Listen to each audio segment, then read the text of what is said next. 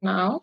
Good evening, everyone. I'm Surbhi Chopra, welcoming you all on behalf of World Animal Protection and Flapper Life. We are really happy to have all of you here who have joined us as the participants, and assuming that you all are environment lovers as well as animal lovers.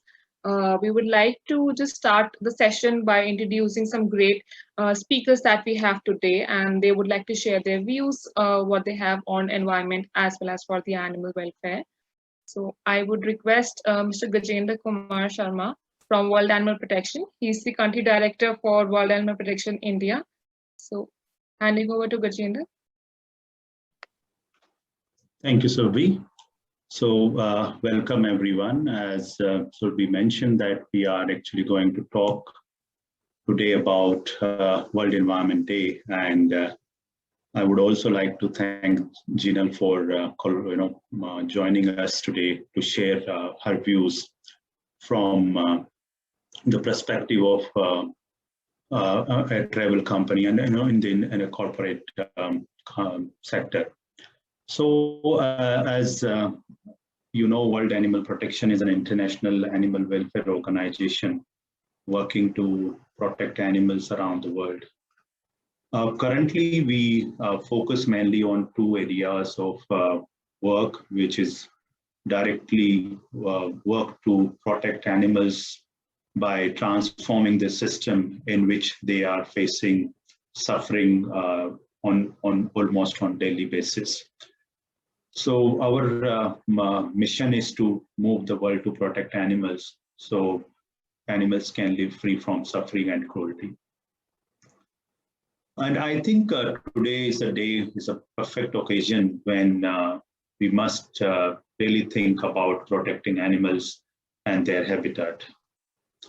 One of the focus of our work in wildlife is to make sure that all wild animals belongs to wild. And we need to ensure that they are protected in their natural habitat. The second area of our work, which is mainly focused on animals farm for food. And my colleague Harsha will be talking more about that in due course. So I'll keep more focus on what we are doing in wildlife, and then maybe at the end of all the once all the speakers finish their presentations, we will have an opportunity to answer any questions if you have.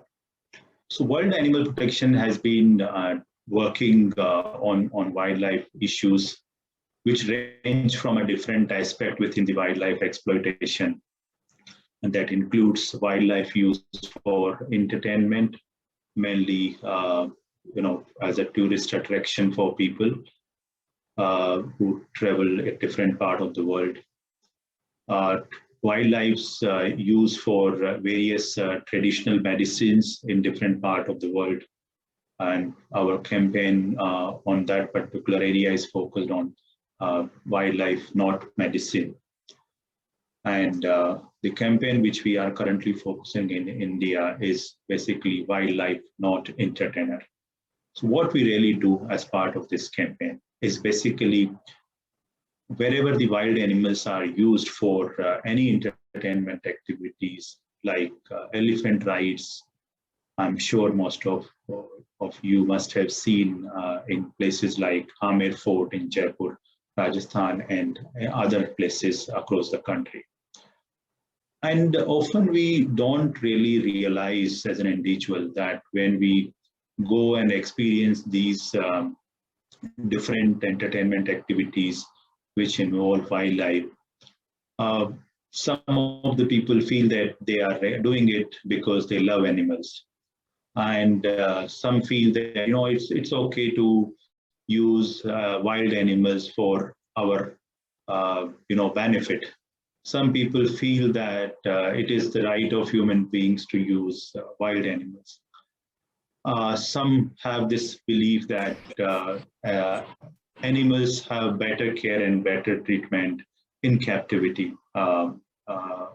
Some feel that what is wrong in having wild animals for some sorts of commercial activities when they are providing livelihood support to some poor people. Some of these make sense from a from a layman's perspective, that yeah, and especially when we don't even know what is actually goes behind these activities being offered for 5 or 10 or 20 minutes of fun for people. So the issue is basically is that, as we all know, wild animals actually never domesticated to be used for something which is not meant for those species. They are not like any other domestic animals which we probably have at home, like pets, dogs and cats and other animals in farms which we used. And that's how we really need to look at it. From when we talk about environment protection, we can only protect the environment if we manage to protect the wildlife, because they will actually help to protect the environment in the long term. Often what is really is happening is the problem is really worrying. And without going into the too much technical aspect of how use of wild animals or exploitation of wildlife is actually going to create more and more problems for all of us, for the environment, for the planet. And if we are not going to address this issue of wildlife trade, wildlife exploitation for the short-term gain, which have all the argument which I just talked about, we are not going to save wildlife, as well as it would be continuous damage to the environment as well. I would just like to briefly talk about the whole issue of the ongoing situation, pandemic. Though we all probably know that there are various theories about the source of coronavirus. So I'll not go into that, how it actually transmitted from animals to people. But the one thing is absolutely clear, that coronavirus actually originated from some wild animal species. And why actually it reached to people first stage, and then it got spread across the world, and whatever we are experiencing today is an example that how we should ensure that such things should not happen. Not only a pandemic like COVID-19, but there are many zoonotic diseases which happens every year in some or the other places in the world, which is basically originate or transmitted from animals. And this can be stopped by doing certain things. Now, who will actually do all this? Sometime as an individual, we feel that, well, this is something the government needs to do. Then people might say that, okay, the corporate might needs to play some important role here. They can do certain things. And we never realize that we as an individual also have a huge role to play. It's a very simple rule of anything which is available, whether it is product or service. And here I'm talking about the product or services which is directly related to wild animals.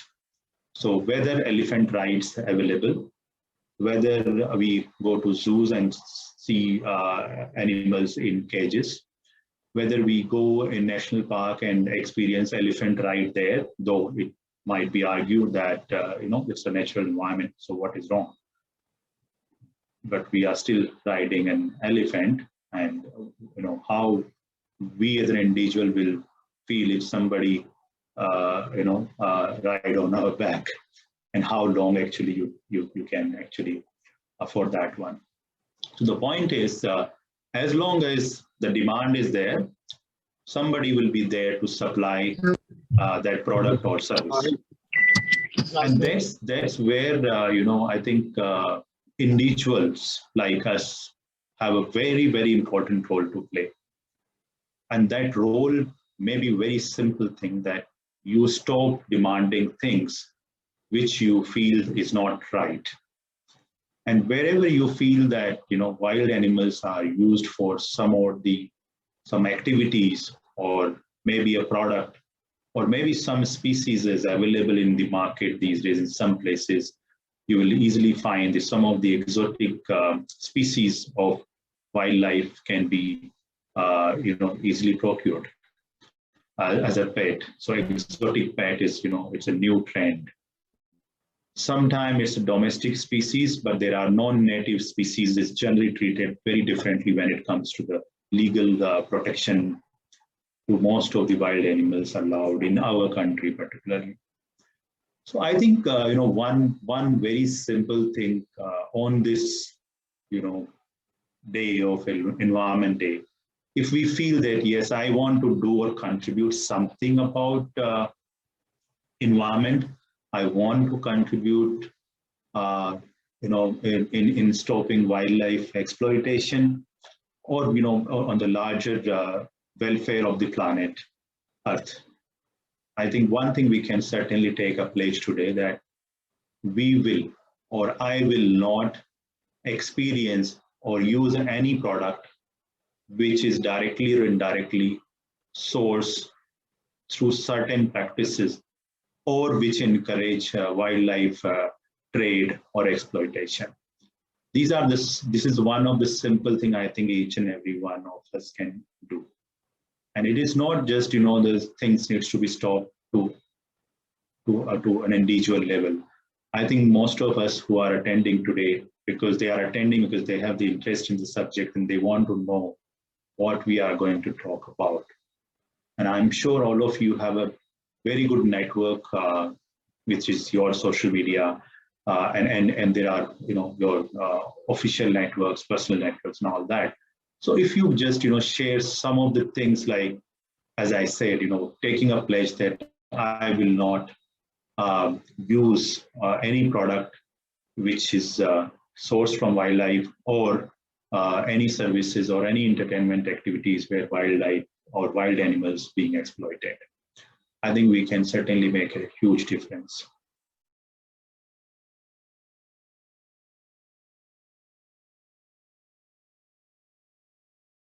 Take wildlife out from their habitat, we are actually able to make it more difficult for ourselves to restore the environment.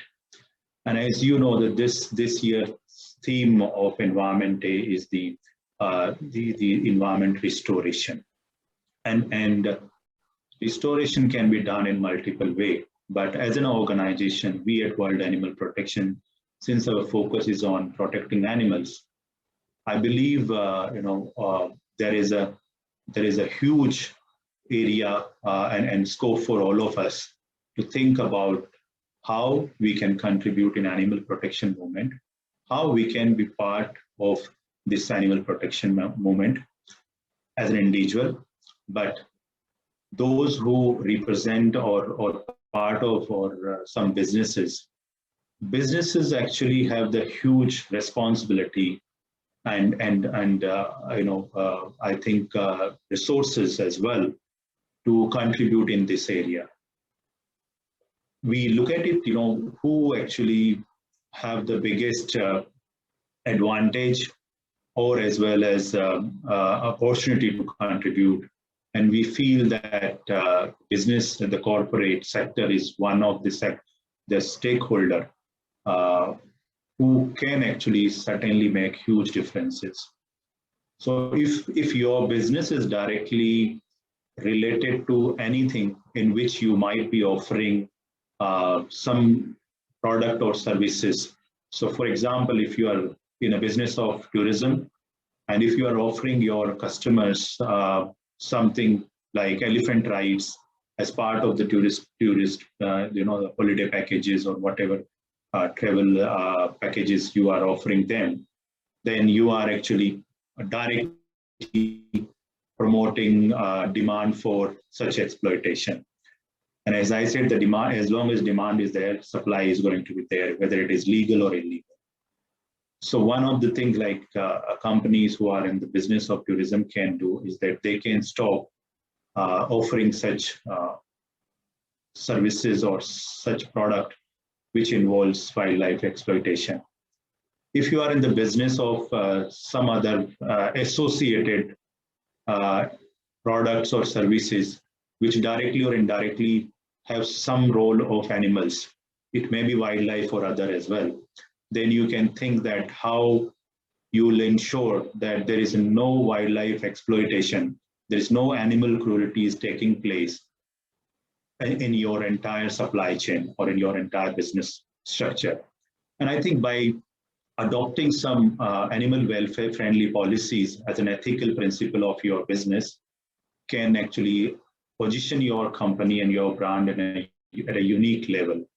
And that's how actually we feel that organizations, companies, irrespective of in which field they are, they can contribute. Some companies might be feeling that, oh, we have nothing to do with tourism, we have no such product or services which directly or indirectly have anything to do with the environment or animals, but they can still contribute. I think there is no business in the world today which is not directly or indirectly linked with the overall environment. So it is really important that you really need to have some policies which is environment friendly, the carbon footprint. There are many things actually. We will not go into all the details, but the point is that if there is a will, I think there is a win. So if you want to contribute, if you want to make a difference to the environment, if you want to make the difference to the animals, if you want to make the difference to the future generations' life, I think we all have a role to play. World Animal Protection is doing its bit, but we can't change the world alone. We need more and more organization, more and more people like you to come forward and join this movement to move the world to protect animals. I think with that, I once again thank you each and every one of you for joining us today. And I will be available to answer any questions once all the speakers finish their presentations. So thank you so much. Thank you so much, Gajendra. I think that was very well said statements where you convince everybody, and also just sharing more information how everybody can be an individually responsible tourist, if not tourist, maybe a traveler, or how to be a responsible human being of taking it from all the perspectives and just see what choices we are making, be it for the consumption or for making a choice to travel. So I would request Ms. Zeenal Doshi, who is the founder of the Flapper Life, to come and share her views of how we can be more responsible towards our choices. Thank you. So hi, everyone. Thank you so much, Surbhi. So I'm probably going to take a lead from Mr. Gajendra. Thank you so much for sharing your insights and the work that you're doing. I think it's an amazing work, and a lot of people in tourism must definitely follow and have definitely those welfare policies. So just to begin with our introduction, so Flapper Life is basically a women travel and lifestyle company. We operate in domestic tourism and some bit of Asian tourism. So I today don't want to talk more about what we do in terms of as our main lead of business, but probably some practices that we have kind of inculcated now in last 2-3 years with our experiences on everything possible that Mr. Gajendra shared today. So it could be animal tourism, especially in terms of entertainment, captivity, going to the zoo. I think every travel company does that. I mean, they go through it, the clients ask for it. Probably you come across those experiences. And I think more from the perspective that when we have done these experiences, we have realized that these are absolutely the worst experiences to have it for your client. Travel companies play one of the most important roles and responsibility to educate the client about what is actually happening to the environment with animal tourism.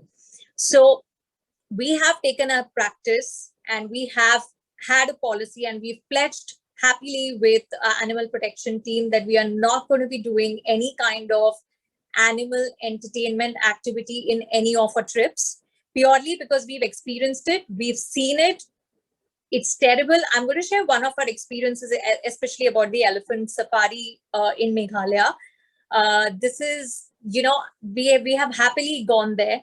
We happily, were placed on the elephant, and we were like, okay, this is going to be the best ride for us. After exactly a minute, I think I just wanted to step out and just get down off the elephant, because they were literally poking the elephant with a keel to run faster, to chase the rhino.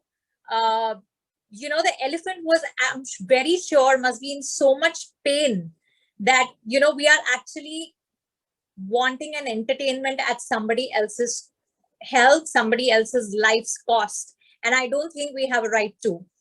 So I think, yeah, there have been experiences, and we are now completely switching off from, animal entertainment experiences. I think we are also very happily moving from, non-vegetarian food to a plant-based food model, where we are completely moving from a non-vegetarian to a vegetarian and a vegan-friendly company. The reason why we are doing this, because we are very clear that we do not want to harm any animal on the journey, on the travel that we do. I would like to add one more point here about the plastic consumption. Whether it's a wildlife, in a jungle safari, or whether you are even consuming, non-vegetarian food, the kind of plastic the animals eat, it is actually going into your stomach. Because we had recently done a drive on, this was a beach camp, clean camp that we had done. And the amount of plastic that we found, we were very clear that the fishes, the animals inside the ocean must be just eating the plastic. There must be nothing else to it. So I think it is very important to move to plant-based products. Of course, it's difficult. It is a tough choice, but I'm sure as it is about making a contribution, it is about making a habit, it is about pledging yourself for not doing it. So of course, Flapper Life is moving from non-vegetarian to organic and plant-based products. And I think I want to share few of personal practices which I think we have evolved in last 5 years. And these are some personal practices which myself and my team both, they are doing it, especially the use of leather. We do not use leather products. While there is a lot of awareness in leather products, that the kind of, obviously, the harm leather market is making, or manufacturing of leather makes, we have started using cloth-based product for 2 reasons. One is leather, second is plastic. We want to just completely avoid plastic from our lives. Second, I think, which a lot of people don't talk about, which is about, silk saris, wearing silk saris. Which women would not like to wear a silk sari? I think everybody would love to. But do we really know the pain or what actually goes in making those silk saris? I think you should definitely see a video, online. I have seen it live, and trust me, once you've seen that process live, I don't think you will ever be able to wear silk onto you, for sure. So, there have been a lot of, experiences with animals, like Mr. Gajendra spoke about, going to a zoo. Of course, we all love it. We want to watch animals. And I think, we want to always have those kind of best experiences, best of places. And we had gone to Bali and we visited a zoo. And to our surprise, the lions were worst in terms of their health, worse than a dog skeleton. They were not fed. They were not given enough food. The food which was given to them only as an activity to feed. So, there is an activity where people can go close to the lion and feed the lion and they can make money. That was the only food given to them. And we actually made a complaint at the center that, the animal's health at your zoo is, of course, of a major concern. because they absolutely don't look healthy at all. So I feel that, of course, travel is something that we all love to do, and we want to do more and more activities. We want to be out in nature, but I feel we have to let the nature be at its best rather than we creating what we want, we creating and using and misusing the nature. So I came across this quote, and I would like to share this, that, humans go to nature to unwind. But what happens when the nature wants to unwind?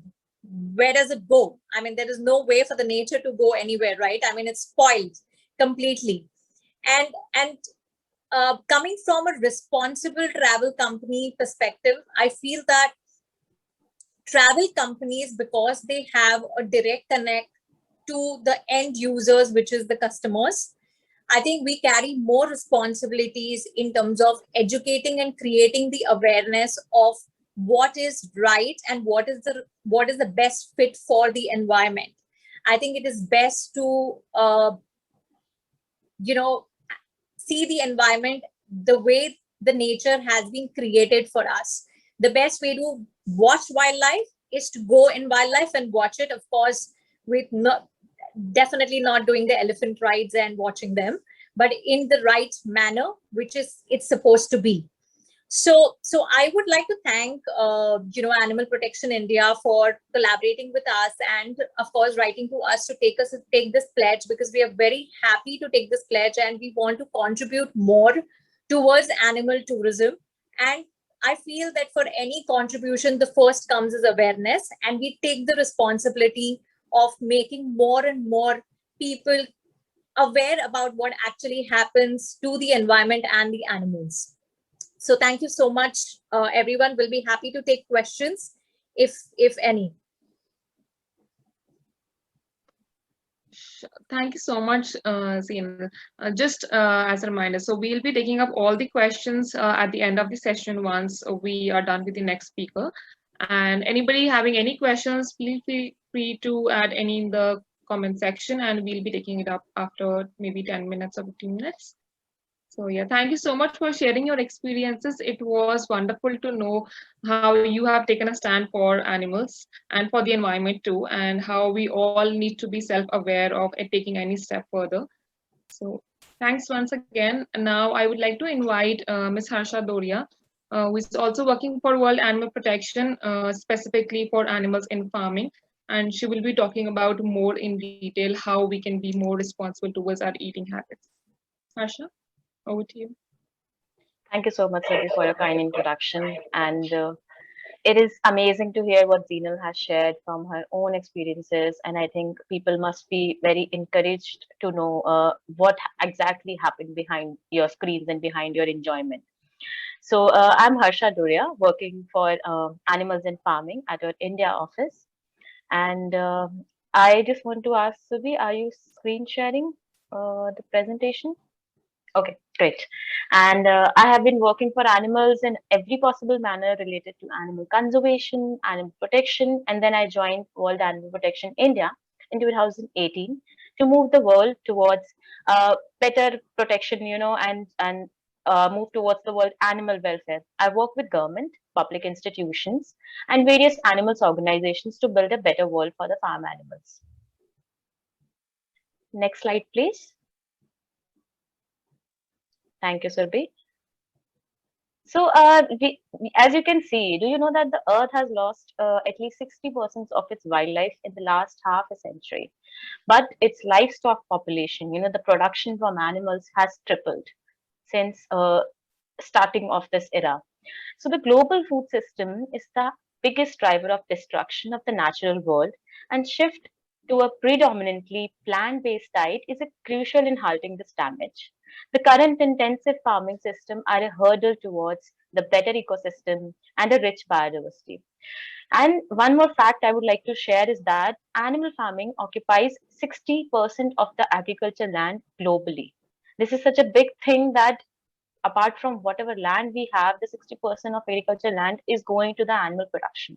Even the Chatham House report has suggested that protecting global biodiversity and reducing the risk of further pandemic, a predominantly plant-based diet is needed. So indirectly saying is that the food system drives the biodiversity loss through its contribution to climate change. Hence, the global food system is responsible for more greenhouse gases emissions other than aspect of any other lives. Jane Goodall, you must be known, she's a renowned conservationist, has said that intensive farming of billions of animals has damaged the environment and inhuman crowded condition may risk the new pandemic diseases crossing into people. It should be phased out as soon as possible. Next slide, please. So during COVID-19, we have been guided to avoid or maintain social distancing and maintain better hygiene of ourselves. While the food we consume is coming from immunological compromised animals, which are confined to cramped, unhygienic conditions. Also, we have been advised to reduce our stress while staying at home, while the majority of our animals farmed for food live in a condition that causes suffering and stress. Treatment of the farm animals is the world's biggest animal welfare issue, and it is getting bigger. By 2050, it has been estimated that the livestock production will be twice that was in 2000. Right now, more than 70 billion animals are farmed for food each year. Two-thirds in the conditions that they, can't move freely or live naturally. Most of them are live in appalling conditions, not provided with the good lives. And apart from this, the three-quarters of all the antibiotics we have in the world that has been used in farm animals rather than using it for humans. So basically we are feeding them with the antibiotics and that is what we're consuming. Antibiotics are used routinely to prop up low welfare practices on intensive farm, and their overuse contributes to a rapid rise and the spread of bacteria diseases which are even resistant to medicines that we might use it for certain human practices. Next slide, please.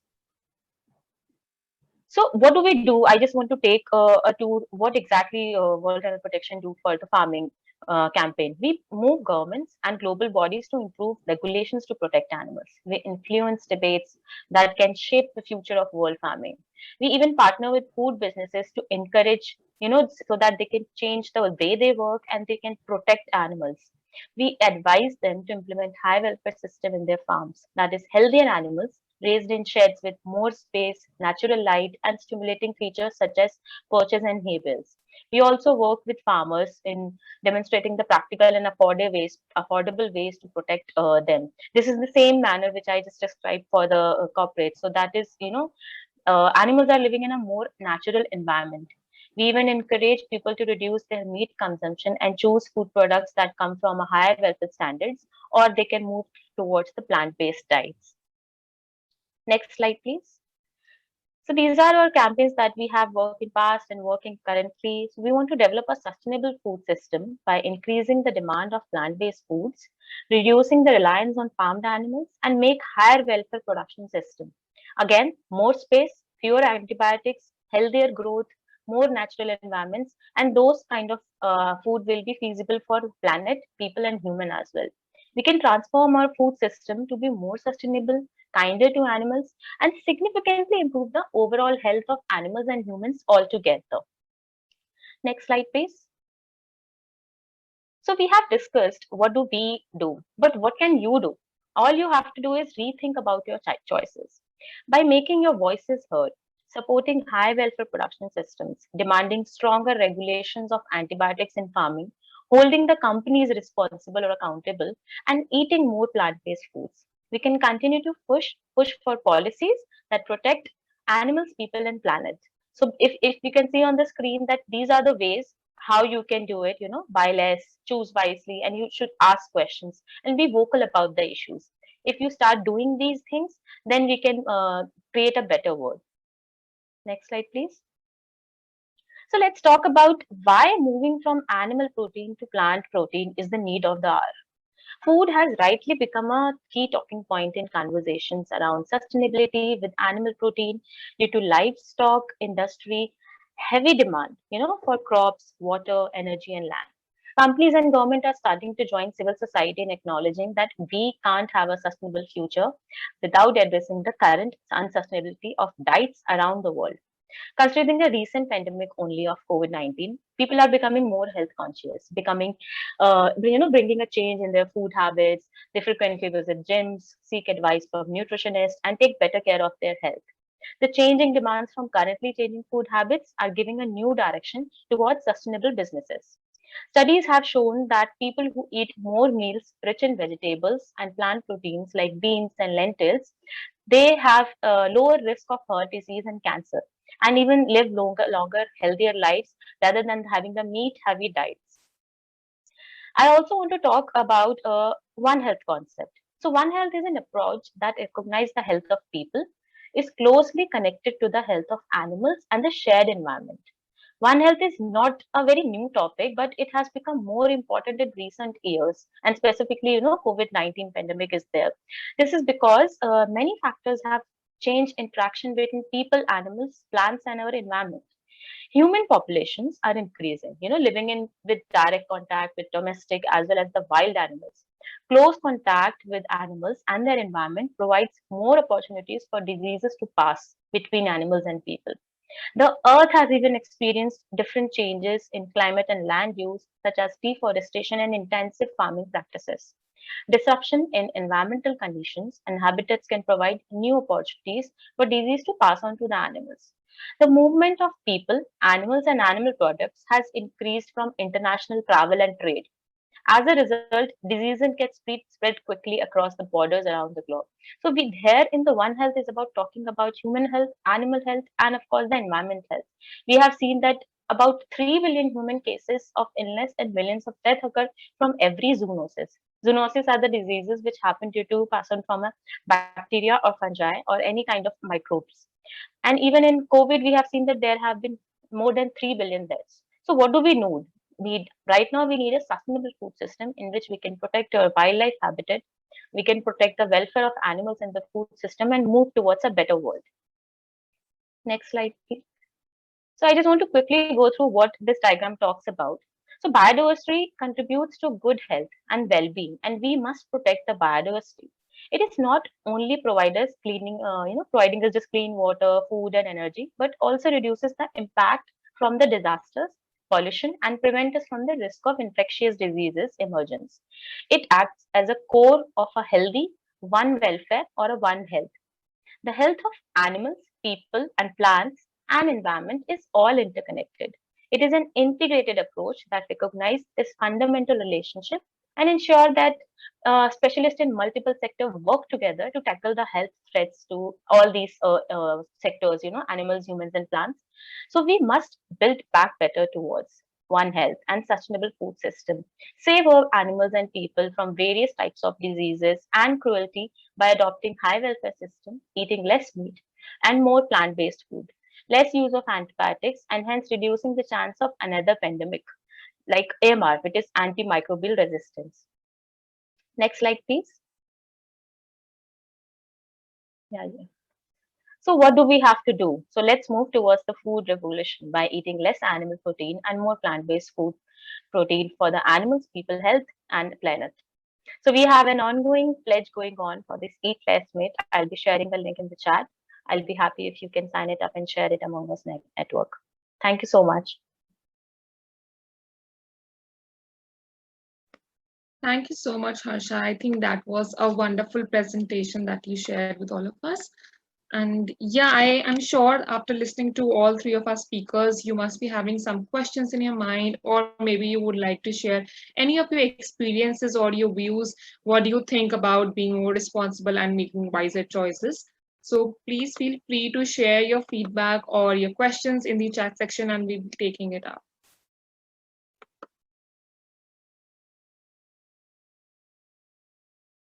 So we have one question from Ashwini Bhati, and the person is asking, are every animal rights bad? So is all animal rights are bad, and can there be any animal rights that are good? That I think the question is all about. And how about the horse riding that we have seen since over the years, and people really enjoy doing that? So who would like to take up that question and share your views? I can take up that question. I'll answer, and maybe Subhabrata, you can add if there is a, I think so. In principle, yes, all animal rights are not acceptable. And I think, we all can go back into the history and see that why people used to ride animals.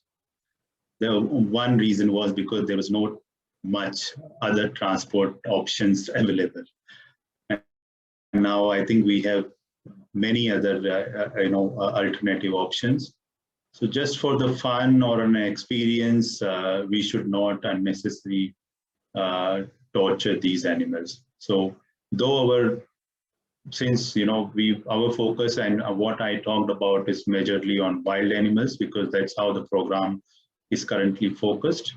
But yes, in principle, as an animal protection organization, we believe that all animals should be treated with a proper care, and they must have their animal welfare in place. And in that situation, they should also have an opportunity to express their natural behavior. So if we are using animals for any commercial purpose, commercial benefits, in principle, it is not right. Subhabrata, you wanted to say something? Yes. Thank you, everybody, for the presentation and your presence in this program. It has been enlightening listening to all of you, and also thank you for this question. Now, I just want to make a point in addition to what Gajendra right now said in answer to Ashwini's question, that if you look at the history of animal rights, a lot of animal rights, and the literature is also available now scientifically, as well as in terms of literary references. Animal rights actually began for a variety of reasons, and one historical reason was that there was no mechanized transport. So mechanized transport actually changed the way we actually moved from one place to another, around the 20th century. And of course, if you go back in history, you have the invention of the wheel. If you look at the Western world, when they had pit ponies and donkeys being used for transport, the usage of these animals actually plummeted with the rise in mechanized transport. So India has actually moved on from being a primarily agricultural economy where there is very little manufacturing to an economy which is now called a newly industrialized country where the manufacturing base is growing. So the necessity for having a horse ride or a camel ride or any other kind of domestic animal ride has drastically reduced anyway. It is now more a show of status or something symbolic like riding yaks in Shimla. So as Gajendra said, to actually add to his point, we are ethically and philosophically against using animals in any form. And there is another point to be made about the campaign when we are actually speaking about elephants, given what Gajendra and Zinal said. There is a difference between tamed animals and domesticated animals. You can tame a wild animal if you catch that animal from the wild or within, let us say, one generation of breeding in captivity. Domestication takes much longer. So for horses, domestication is much longer. For dogs, domestication is much longer than, let us say, for wolves or zebras or elephants for that matter. So that is one of the reasons, because this is a very common question that we face, that why are you focusing on elephants? That is also one defense, that the wild nature of the animal or of elephants or for indeed any other animal is actually much less amenable for riding than what would be the case for a domestic animal. Nonetheless, we make it very clear that philosophically and for the historical and scientific reasons I outlined, the need for any kind of animal ride throughout the world is greatly diminished. Thank you. Thank you so much, Shubho and Gajendra, for the answer. I hope the question was rightly answered. Moving on to the next question we have from Uday Dhawan.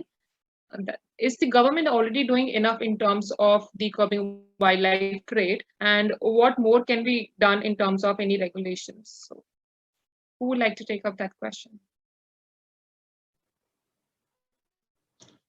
I'll happy to answer that, Surbhi. So I think the second part of the question is basically, I think this is more in reference to the wildlife trade. So I think that's a very important question, Mr. Uday. Often we look at the what kind of regulation and legal protection is provided to wild animals in India.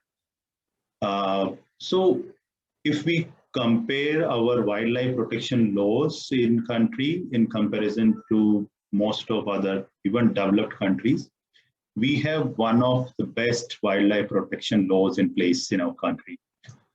But unfortunately, the biggest challenge and biggest issue is the very poor enforcement of these laws, which in general also many other laws we have, but their enforcement is not adequate enough to stop some of the things. And in the case of wildlife trade, unfortunately, the illegal wildlife trade takes place almost in every part of the country, wherever different species are. Some places they are captured from wild, and some places they are illegally farmed. And this trade is not only limited to the within country. This trade actually involved a lot of illegal wildlife trade from India to other countries, especially through the route of Southeast Asia. So government, in terms of having wildlife protection laws to stop wildlife trade, is good laws, good policies, good regulations. But unfortunately, the enforcement is not there for many reasons: resources, capacity, skill set, network, and at some level, I think corruption plays a very important role in that. So government certainly have to do little bit more in terms of making sure that these laws, whatever we have, is enforced properly. Thank you so much, Gajendra, for that. Does anybody wants to add something to the same question?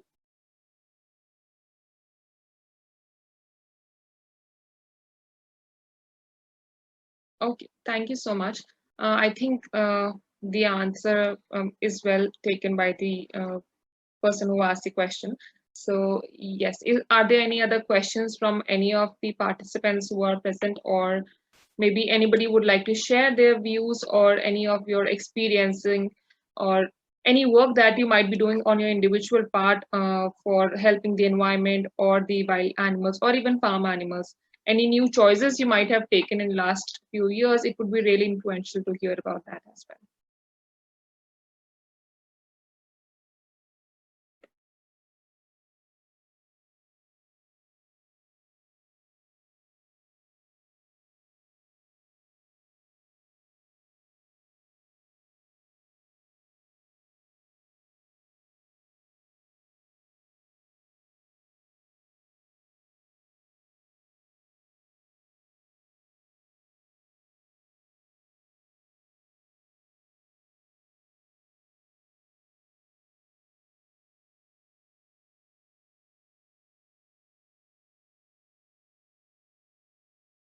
So I think I will ask a question just from the tourism industry perspective. So if somebody can answer this, that is there any law for tourism industry when it comes to animal tourism? Is there any guideline or any law that has been passed in the past?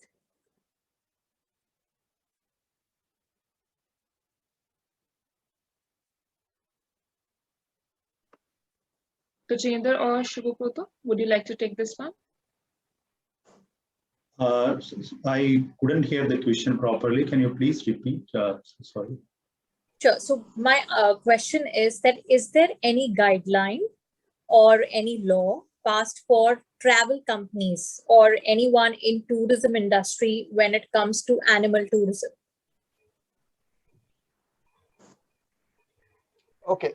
So unfortunately, yeah. So Brutha, you want to answer that, but maybe I'll just very briefly. So there are unfortunately no such guidelines, which is particularly asking travel companies to not to offer certain things. In place of that, if you know that the government, most of the state governments, wherever the elephants rides being offered, they themselves is promoting. The tourism department itself is promoting those rides. So and that's where the problem have the much bigger challenge is that we are asking authorities not to offer elephant rides, but they themselves feel that this is something which brings a lot of revenues to their tourism department and tourism business. So unfortunately, there is no such direction or a particular guidelines for tourism industry, but there are a larger regulation which is mainly around the national parks, that you can't do activities and you can't have the some sorts of construction or resorts and hotel construction in a particular area, which is mainly focused on tigers, not on other Right. species for the tiger protection. So Subho may be able to share more details. Sure. Okay, thank you. So, in addition to what Gajendra right now said, what is to be noted is that there are no binding regulations for the kind of animal abuse that we are currently addressing with regards to elephant rights. However, in 2016, actually, we did a campaign to discourage tourists from going to Thailand and taking pictures with captive tigers, okay? Right. And a lot of people actually are unaware of the fact that the Tiger Temple in Kanchanaburi is not the only place which offers that kind of close contact with tigers. There Right. are, at our estimate, 750 tigers which are used for that kind of abusive practices for tourism. And many Indian tourists go to Thailand. So the National Tiger Conservation Authority, the Global Tiger Forum, which is a consortium of 14 governments, including the Indian government, and the Ministry of Tourism took notice of our campaign and issued a directive discouraging tourists and tour companies to promote these places. Also, sometimes, some tour group associations, they voluntarily embrace some practices, but they are wanting, with regards to elephant rights in India still, because, the government in certain areas, they, promote these activities. And, there is also a court case going at the Supreme Court, which is sub judice. So everybody, is passing the buck, so to say, waiting for the other group to take action.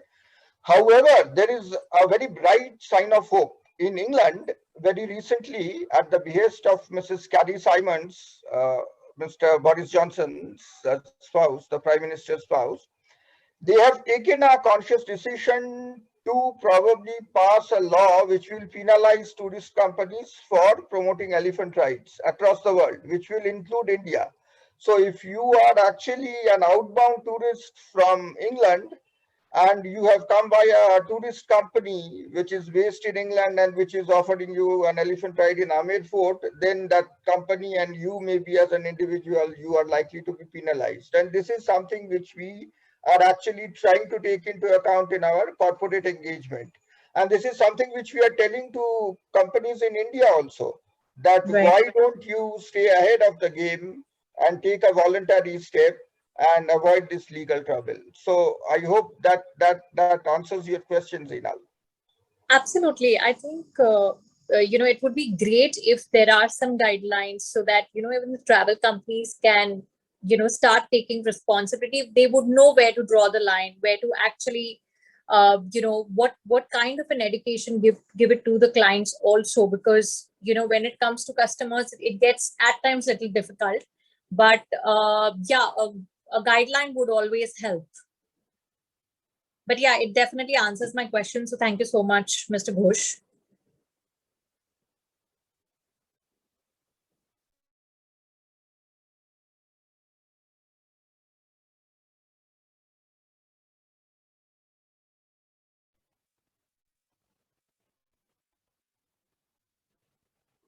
Okay, so I think if there is no other question, maybe Zinal, would you like to say something just to close it?